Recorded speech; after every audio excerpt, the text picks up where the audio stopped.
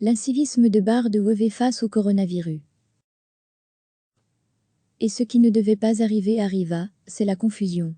Le gouvernement fédéral, conseillé par les meilleurs experts en matière d'épidémie, recommande l'annulation des événements de plus de 1000 personnes. L'idée est simple, éviter ce qui est arrivé dans le nord de l'Italie, ou à Wuhan en Chine. Les hôpitaux ont été débordés. Il faut donc éviter que trop de monde tombe malade en même temps. Cela permet au système de santé de tenir bon, et que le maximum de personnes plus fragiles puissent être sauvées. Si on peut faire ça, l'exemple de la Corée du Sud montre qu'on peut très bien s'en sortir. Le gouvernement fédéral recommande donc l'interdiction de certains événements. L'interdiction n'est pas formelle. Dommage c'eût été plus clair. Barre de Wevey ne veut pas appliquer la recommandation, et il explique pourquoi. Les intérêts économiques de sa ville. On ne peut interdire des événements à Anvers que sur base d'une ligne de conduite claire et objective formulée par les autorités fédérales, et non sur base d'un avis. Si une telle ligne de conduite est donnée, il faudra qu'elle soit accompagnée d'un fonds d'indemnisation pour éviter un bain de sang économique au secteur et à tous les sous-traitants. Barre de Wevey est dans son droit, depuis 1831, on vit dans un pays de municipalistes.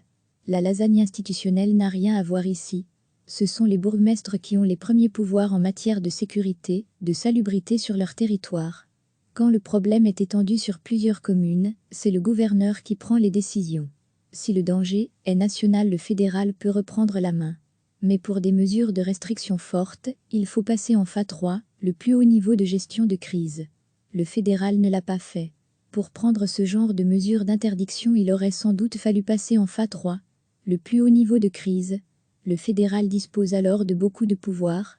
Il décide, les gouverneurs appliquent, et les bourgmestres se taisent.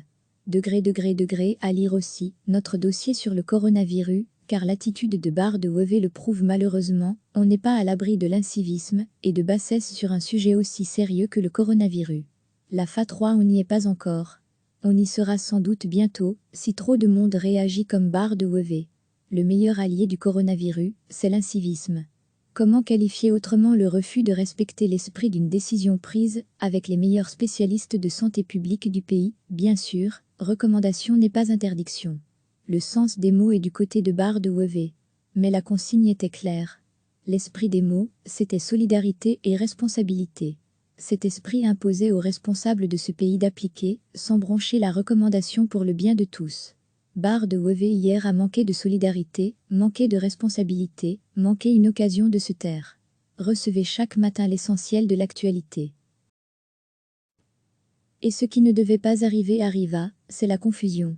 Le gouvernement fédéral, conseillé par les meilleurs experts en matière d'épidémie, recommande l'annulation des événements de plus de 1000 personnes. L'idée est simple, éviter ce qui est arrivé dans le nord de l'Italie, ou à Wuhan en Chine.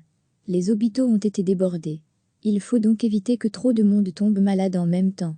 Cela permet au système de santé de tenir bon, et que le maximum de personnes plus fragiles puissent être sauvées. Si on peut faire ça, l'exemple de la Corée du Sud montre qu'on peut très bien s'en sortir. Le gouvernement fédéral recommande donc l'interdiction de certains événements. L'interdiction n'est pas formelle. Dommage c'eût été plus clair. Barre de Wevey ne veut pas appliquer la recommandation, et il explique pourquoi. Les intérêts économiques de sa ville. On ne peut interdire des événements à Anvers que sur base d'une ligne de conduite claire et objective formulée par les autorités fédérales, et non sur base d'un avis. Si une telle ligne de conduite est donnée, il faudra qu'elle soit accompagnée d'un fonds d'indemnisation pour éviter un bain de sang économique au secteur et à tous les sous-traitants. Barre de Wevey est dans son droit, depuis 1831, on vit dans un pays de municipalistes. La lasagne institutionnelle n'a rien à voir ici. Ce sont les bourgmestres qui ont les premiers pouvoirs en matière de sécurité, de salubrité sur leur territoire. Quand le problème est étendu sur plusieurs communes, c'est le gouverneur qui prend les décisions. Si le danger est national, le fédéral peut reprendre la main. Mais pour des mesures de restriction fortes, il faut passer en FA3, le plus haut niveau de gestion de crise. Le fédéral ne l'a pas fait. Pour prendre ce genre de mesures d'interdiction, il aurait sans doute fallu passer en FA3, le plus haut niveau de crise.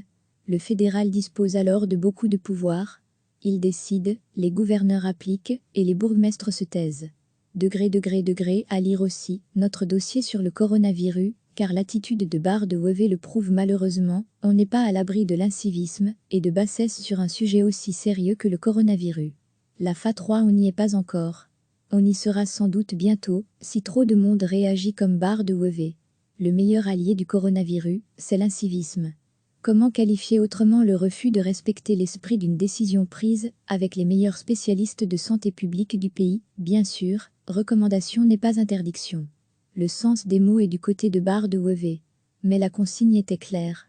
L'esprit des mots, c'était solidarité et responsabilité. Cet esprit imposait aux responsables de ce pays d'appliquer, sans broncher, la recommandation pour le bien de tous. Barre de Wevé hier a manqué de solidarité, manqué de responsabilité, manqué une occasion de se taire. Cliquez sur s'abonner pour recevoir les dernières nouvelles.